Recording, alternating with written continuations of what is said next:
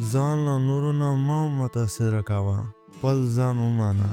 د ژوند د ټولو دردونو نه یو دا دی چې انسان خپل ځان له نورو نه متاثره کوي. موږ اکثر سوچ کوو هغه ولې دومره کامیابه دی او زه نه یم، خو موږ دا نه ګورو د هغې لاره جدا ده او زما لاره جدا ده. په یاد یې ولره یو ماهي وغواړي چې د مرغه په شان الوځي، نو ټول عمر به دا سوچ کوي چې زه ښه نه یم. حال دا دی چې کولی شي ټول سمندر وڅرخوي. سبا د سوشل میډیا له وجې دا عادت نور هم زیات شوی دی. نورو کامیابي وینو او خپل ژوند راته وړوکی ښکاري. موږ خپل هنر هېر کړی او سوچ انسان ورو ورو خفګان امیدي ته بیایي. کیسه د هر هغه چا لپاره ده هر وخت دا سوچ کوي چې زه به هیڅ کله د هغوی په شان نشم. خبره په خاموشۍ سره اوره، ځکه د کیسه هره خبره ستا سوچ بدلولی شي. وخت یو وړوکی کلی و، هغه شاته یو ښکلی ځنګل و او په هغه کلي کې یو هلک اوسېده. هغه ډېر محنتي انسان و، خو یو عادت یې خفه کوو. خپل ځان له نورو نه متاثره کوو. کله به یې خپل دوست پکې کامیاب لیدو نو سوچ به یې کوو، ته به دا سوچ راغی کاش چې زه د هغه په شان هوښیار وم، د هغه ګاونډي مالداره وم. هلک به ویل کاش زما سره دومره پیسې وه. چونو هلک نور هم خفه کولو. سبک د زړه کېده په څه کې خوند محسوسوم. هغه به تل ویل زه به هیڅ کله د هغوی په شان نشم. یوه ورځ یو بوډا سړی کلي ته راغی. خلکو ورته دادا ویل. هغه به تل نصیحت کوو او خلکو به یې خبرې خوښولې.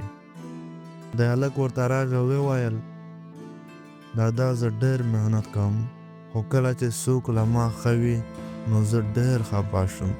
احساس کوم چې زه به هیڅ کله د هغوی په شان نشم. د دادا سکی شو وویل سبا د ځنګل ته راشه، هلته به خپل جوابونه پیدا کړې. د هلک ځنګل ته ورسېدو. د بوډا سړی چې کوم دی دادا ورته ویل دا مخکې رسېدلی و. د ځنګل ته ښه وګوره ته څه وینې؟ د هلک ورته وویل هو ډېرې ونې دي، بعضې ټیټې، بعضې جګې او بعضې مېوې نسي او بعضې نه نسي. د بوډا سړي ورته وویل چې اوس سوچ وکړه که د مڼې ونه ووایي ولې زه د ناریل د ونې په شان لوړه نه یم، یا د ناریل ونه ووایي کاش زما مېوې د مڼې په شان خوږې وای، نو دا به سم ووایي. هلک وخندل وویل د عقل نه بهر خبره ده. د بوډا پوښتنه بیا ترې وکړه تا ته ټول ځنګل څنګه ښکاري؟ د هلک ورته وویل او ډېر د سکون، هر څه پکې سم دي. د بوډا ورته وویل بلکل دا ژوند د ځنګل په شان دی. همداسې د ځنګل هره ونه ځان ته ده او د انسان سوچ فکر ځان ته دی. همداسې د ځنګل هره ونه جدا، همداسې د انسان زړه جدا. د ځنګل د انسان مثال د ځنګل د ونې په شان دی. د مڼې خواږه میوه ورکوي او ناریل د ونې نه جګ دی. دواړه بیل دي خو دواړه مهم دي.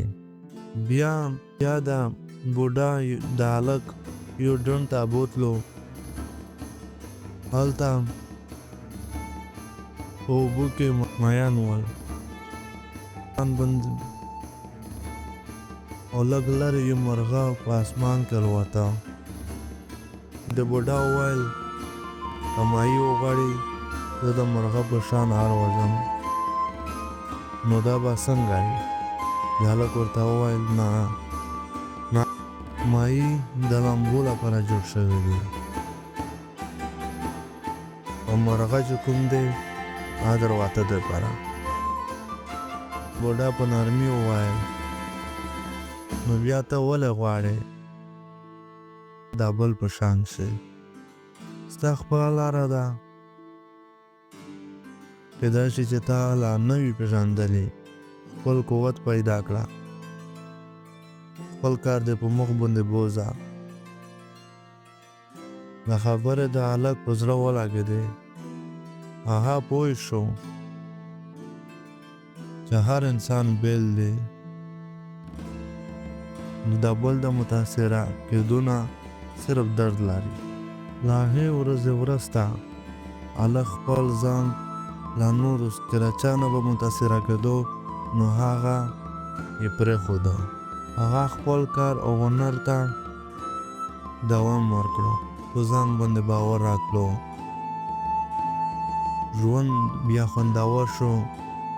څو کاله وروسته د خپل محنت په زور هغه خپل کاروبار جوړ کړ او ټولو کلي لپاره د ده عزت جوړ شو. کله به چې چا ترې پوښتنه کوله ته څنګه دومره کامیاب شوې، نو هغه به موسکی شو، ویې ویل هېڅکله خپل ځان نورو نه مه متاثره کوي. که ماهي الوته وغواړي تل به ناکامه وي، خو که لامبو ته پام وکړي نو ټول سمندر به یې وي. یاد ولره لمر او سپوږمۍ یو وخت نه ځلېږي، خو دواړه مهم دي. خپله لاره پیدا کړه او په خپله طریقه روان شه، همدا اصل کامیابي ده.